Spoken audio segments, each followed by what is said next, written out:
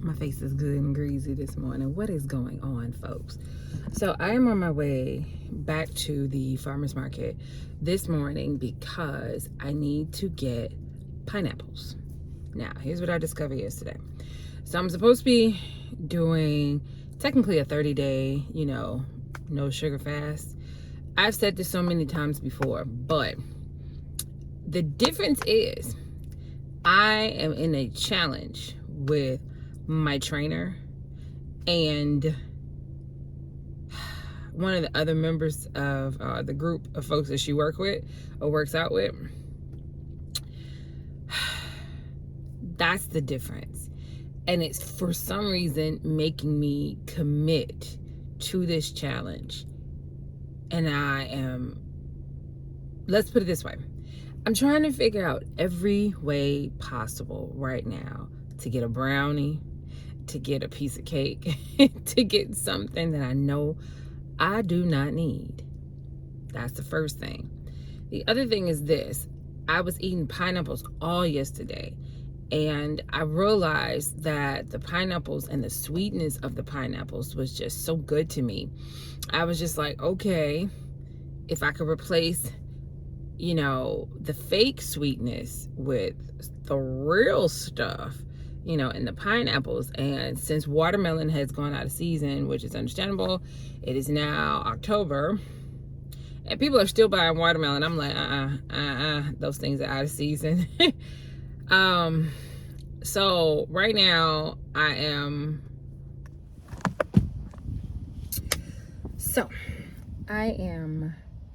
in the beginning, the first day of my detox. And for me, a detox is detoxing from sugar. And we have had this conversation before. And I have had this conversation with plenty of people, but I've never promised my trainer, like I do have a trainer, I've never promised my trainer that I would give up sugar. Well, the second that I said it to her, something clicked in my brain that was like, you actually gonna have to do this. Because if I'm promising her, then that means she's going to expect to see results from my behind. And I'm like, oh shit, I actually really have to do this go round. So I had coffee this morning and I had 1 scoop of sugar. Then I thought to myself, we're gonna do this for real. So usually I would have like a pastry or something or whatever to go with it. I passed it up. I really did. And there's one little trick that's in my brain that always kind of runs through my brain when we do the detox in January. I have this one thought I have to say to myself over and over. Every time I go to a store, you'll be here when I get back. Meaning, when I pass by a candy bar or when I pass by anything sweet or something that is tempting me, and in all seriousness, a lot of that stuff I don't even want. It is just a habit that has been formed. And I have to say to myself, it'll be here when I'm done. So technically my birthday is in about a month. And what I want to do is I want to use this as a means to jumpstart something that I should have done long ago, which is give up sugar. And we all know that sugar is in everything in American food and all that jazz and whatnot or whatever. But for me, it's the reason why I still have a lot of belly fat. It is the reason why it is so hard for me to slim down in the middle, if that makes sense. Like, in all seriousness, I have gotten up every morning and I've done weight training. I've done exercising on the weekends. I've been exercising. I had to start exercising before any of my cousins did. Like when we were younger, my cousins were small. My sister was small. My mama was small. Everybody around me was small, but I was the heavier girl in the cousins crew, in the family.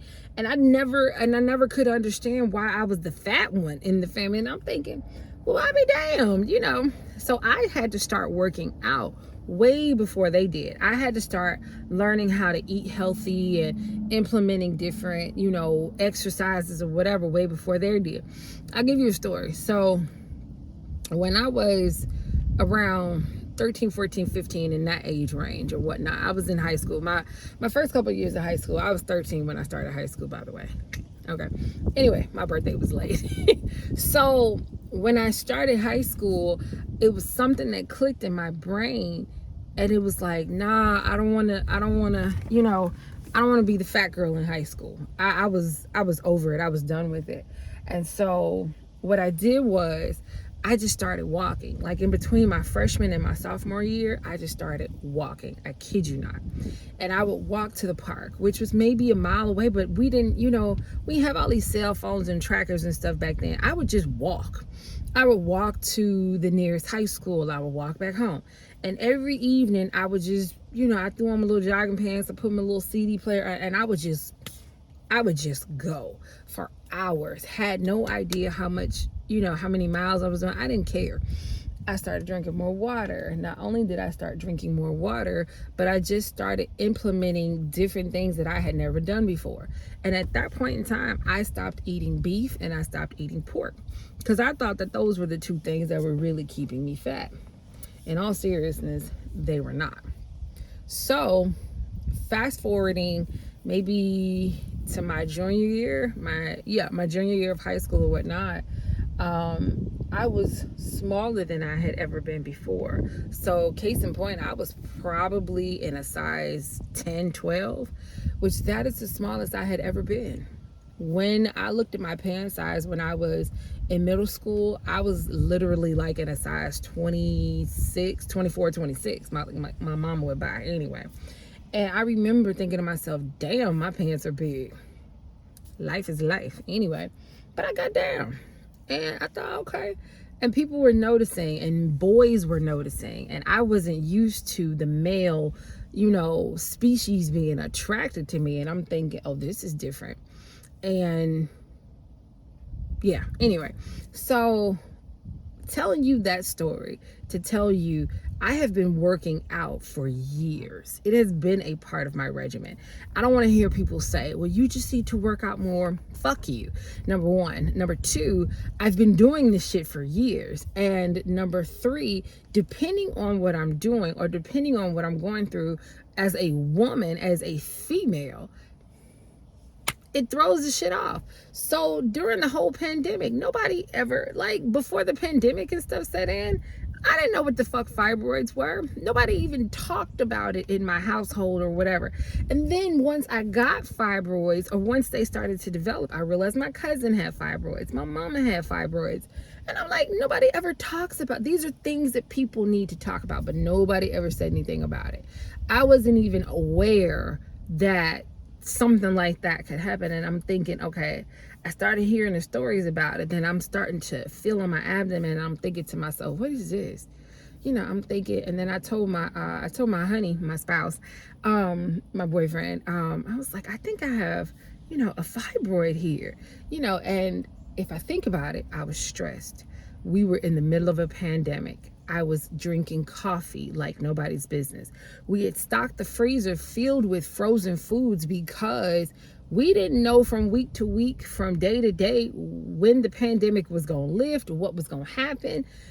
Nobody knew anything. We were all just literally living in a moment of, all right, what do we do? What do we do? I was sitting down for at least 16 something hours a day because I was teaching behind a virtual computer screen. And then once I got done with job number one, I logged on to job number two and I was teaching private lessons. Oh my gosh. But I really think I developed the fibroids the year before, like around 2019 or so, because that is when my periods started to get a little bit heavier than I was used to. Because I remember I used to say it out loud, man, these little girls and they periods and nobody talks to them about it and this and that and the third. And then all of a sudden my periods went from like 4 days to 7 days, 8 days, 9, 10 days, filled with, and I'm talking like, we're talking blood, and blood. There's nothing wrong with saying the word blood, y'all. Okay, anyway. So, saying all that to say, I understand the body more because of what I've been through. I understand exercising and working out more because of what I've had to do.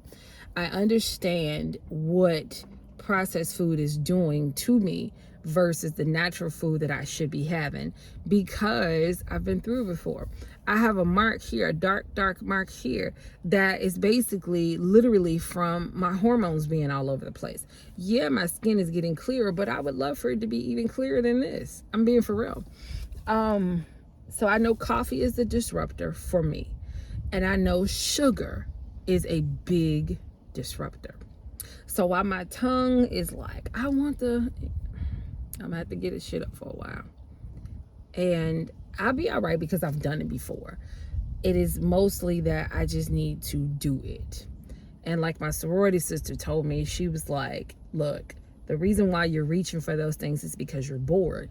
And I listened to her and I thought to myself, she's right.